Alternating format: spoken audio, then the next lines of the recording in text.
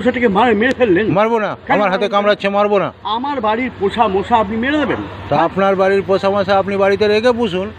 আরে বাবা, ও তো যেতেই পারে। হ্যাঁ, আপনি কাজে বেরোন না তো? ও তো কাজ বেরিয়েছে, ও তো কাজে বেরিয়েছে।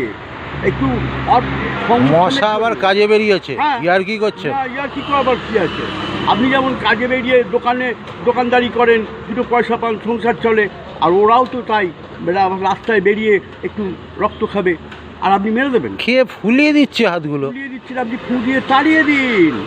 আপনি দরকার হলে ঘরের মধ্যে রেখে পুষুন, মশা আপনাকে বাইরে ছাড়তে হবে না। আরে না মশাই না, আমার মশা আমি খুবই মর্মাহত। কেন?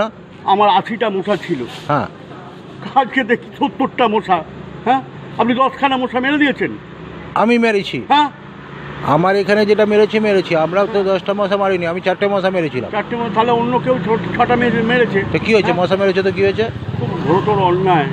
হ্যাঁ, ঘোরতর অন্যায়। কুকুর মারলে কেস হয়। আপনাকে যদি দেখি না আমার মশা মারছেন, কি করবেন? কেস করবো। কি করবেন? কেস করে দেবো। হ্যাঁ, আপনার নামে কেস করে দেবো। আপনি পাগল নাকি? পাগল? কে বলেছে পাগল? এই যে বলছেন মশা মারা চলবে না। হ্যাঁ, মশা মারা চলবে না তো। হ্যাঁ, এর জন্য সবাই সব কিছু করে, কিন্তু মশা মারা যাবে না। না, মশা মারা যাবে না। হ্যাঁ, মারবেন আপনি। মেয়েরা লাট করে দেবো। আর দুটো মশা যদি আপনার হাতে বসে, কি হয়েছে? আপনি ফুঁ দিয়ে উড়িয়ে দেবেন। কেন? কেন? ওরা স্বামী স্ত্রী। আরে একজন মরে গেলে আর একজন কষ্ট পাবে না? হ্যাঁ, আপনি কি মাতাল নাকি? মাতাল নয়, সত্যিকারের একটা মানুষ। মশা মারা যাবে না।